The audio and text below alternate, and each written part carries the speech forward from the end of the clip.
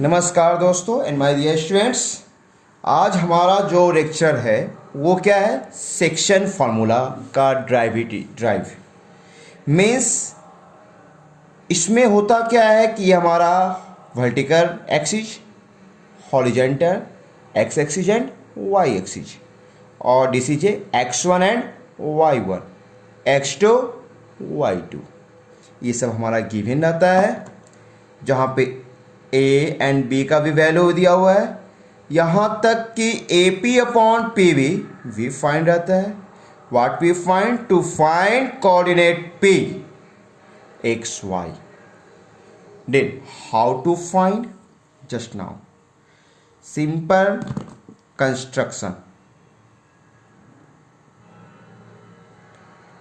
Construction करेंगे हम लोग। अगर हम लोग यहाँ से ऐसे एक लाइन ड्रॉ करते हैं and means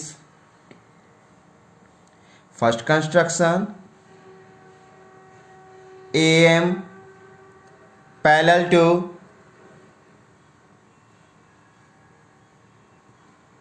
x axis,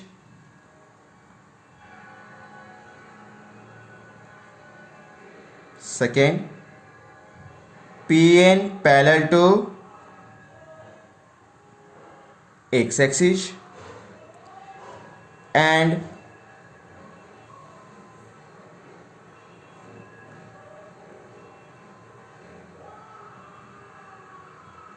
PQ parallel to y axis, B और पैरेलल टू वाई एक्सिस। पूरे कंस्ट्रक्शन करने के बाद हम लोग को सपोज ये कोऑर्डिनेट क्या मिल गया, u, एंड ये कोऑर्डिनेट क्या मिल गया, v। अब हम लोग क्या करेंगे, कोऑर्डिनेट u का वैल्यू निकालने की बात करेंगे। तो कोऑर्डिनेट u जो होगा हमारा, हम लोगों ने डिस्टेंस फार्मूला में निकालने की कोशिश किए थे, यहाँ भी करेंगे। तो जो हमारा कोऑर्डिनेट u जो होगा वो कोऑर्डिनेट हमारा यूज हो जाएगा, तो x का जो वैल्यू होगा, ये x है तो ये x हो जाएगा और y1 हो जाएगा। कोऑर्डिनेट v जो होगा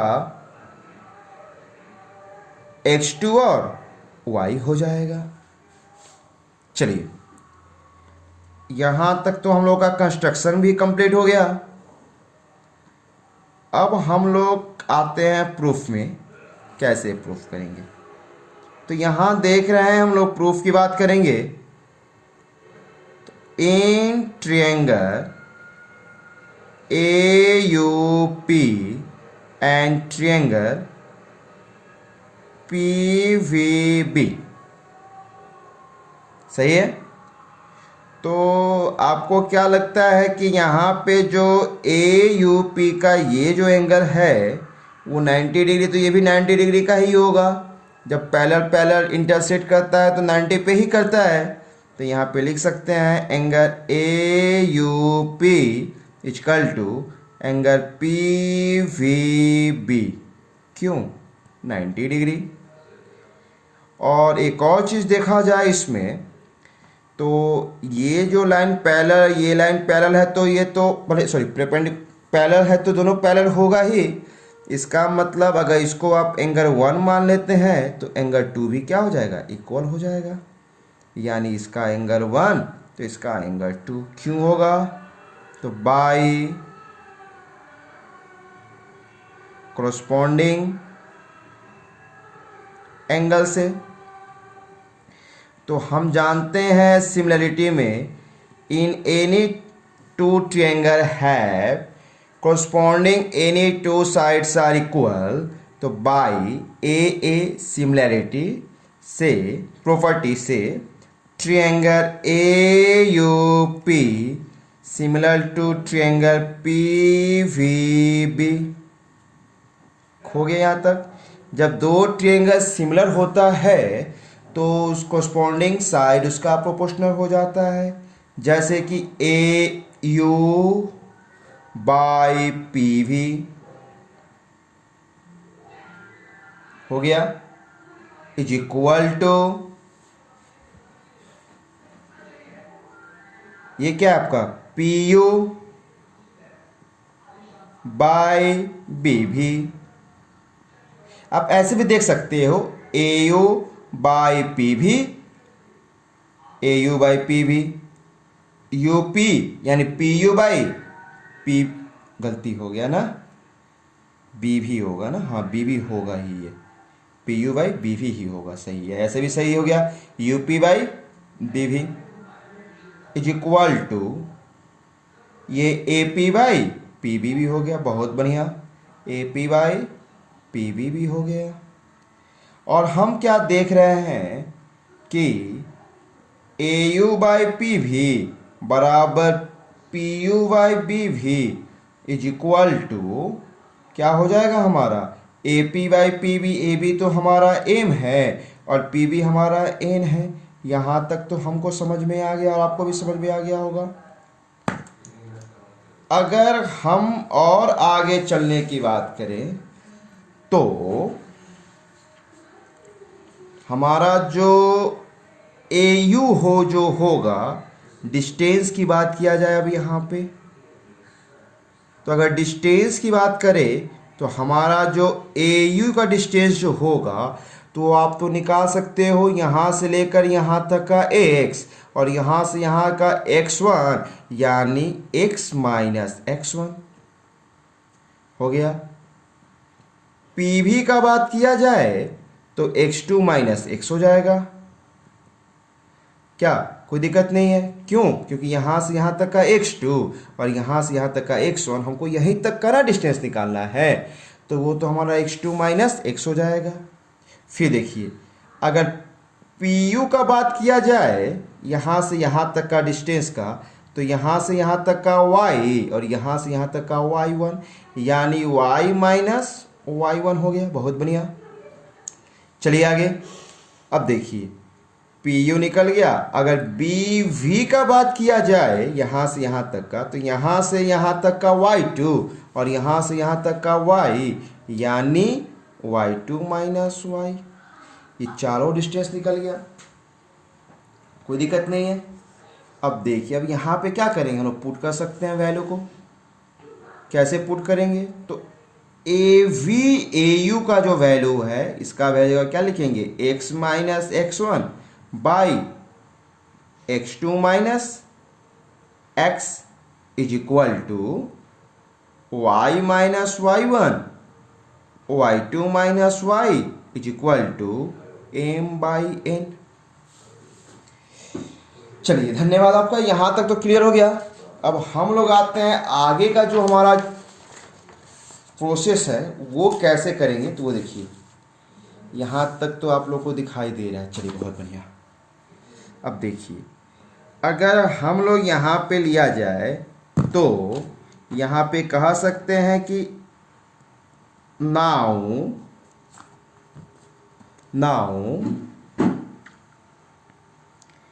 x minus x1 by x2 minus x equal to m by n। पहला केस आ गया हमारा, जब तीनों इक्वल है तो ये इसके इक्वल तो हो ही जाएगा। क्या दिखाई दे रहा है ना? जब ये तीनों इक्वल है एक दूसरे का, तो ये जो है इसके इक्वल तो हो ही जाएगा। उसी तरह हमने क्या किया, x minus x1 by x2 minus x equal to m by n कर दिया। अब देखिए, यहाँ पे अगर हम क्रॉस मल्टीप्लाई करते हैं तो n into X minus x1 is equal to m into x2 minus x। अब मल्टीप्लाई करने की बात करते हैं तो देखिए, तो nx minus nx1 is equal to mx2 minus mx हो गया। अब देखिए, तो यहाँ पे हम ये वाला जो टर्म है हमारा केवल x है और ये वाला टर्म भी x है, इसको एक तरह बुला लेते हैं, यानी n इंटू एक्स इधर आके क्या हो जाएगा, m into X is equal to, ये देखा जाए तो mx2, इसको इधर बुला के लाएंगे तो प्लस nx2 हो जाएगा। अब यहाँ पे देख रहे हैं तो हमारा x कॉमन हो गया, यानी यहाँ पे m प्लस एन लिखें या n प्लस एम लिखें। हमने क्या किया, m प्लस एन लिखा equal to M X two plus N X, sorry ये x1 हो गया एन x1, यानी x जो कोऑर्डिनेट बनेगा हमारा x हो गया, यानी अगर देखा जाए तो M X two plus N x1 by M plus N लिख सकते हैं। इस तरह हमको x का वैल्यू मिल गया। हो गया, यहाँ तक समझ में आ गया आप लोग को। अब हमको y का भी वैल्यू चाहिए, तो y का वैल्यू कैसे मिलेगा, तो y का वैल्यू के लिए ये वाला फॉर्मूला यूज करेंगे। जब ये इसके इक्वल हो सकता है तो ये इसके इक्वल नहीं हो सकता है, बिल्कुल हो सकता है। यानी y minus Y one by Y two minus Y is equal to M by N लिख सकते हैं। अगर हम इसको यहाँ पे भी क्रॉस मल्टीप्लाई करें तो वैसे ही मिलेगा, N Y minus Y one is equal to M Y two minus Y. सही है यहाँ तक। अब मल्टीप्लाई भी कर लेते हैं, तो N Y minus N Y one is equal to M Y two minus M Y. इसको हटा भी सकते हैं, बाद में इसको देखा जाएगा, फिर हम यहाँ पे ही नोटिस करते हैं। उसी तरह जैसे मैंने ऊपर सॉल्व किया था ना यहाँ पे, वैसे यहाँ भी करेंगे।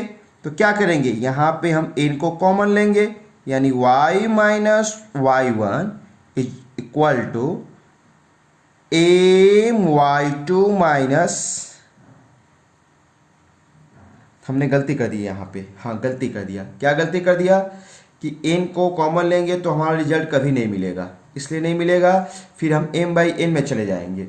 यहाँ पे हम वो जो किए थे तो क्या था, ये y वाला टर्म और ये y वाला टर्म को इधर बुला लेते हैं, यानी N Y plus M Y is equal to M Y two plus हो जाएगा इधर आके ना ये एन वाई वन। अब देखिए यहाँ पे तो हमारा y कॉमन हो गया, यानी वैसे ही कर देंगे m plus N is equal to, अगर यहाँ पे तो कुछ कॉमन नहीं मिल रहा है हम लोग को, यानी M Y two plus N Y one. बहुत बढ़िया। इस तरह हम लोग का जो कोऑर्डिनेट y है, यानी y का जो वैल्यू है वो भी मिल गया, M Y two plus N Y one by M plus N, यानी हम लोग के पास x और y का वैल्यू हो गया। एक्चुअली में जो x और y का जो वैल्यू है, देख रहे हैं ना यहाँ पे x y का वैल्यू क्या है, ये कोऑर्डिनेट p है, जिसे ही हम लोग को निकालना था ना। देखिए यहाँ पे आराम से, to find coordinate p x y, जो क्या है ये है, यानी x और y का वैल्यू हमने यहाँ पे x निकाल दिया और यहाँ पे y का वैल्यू निकाल दिया।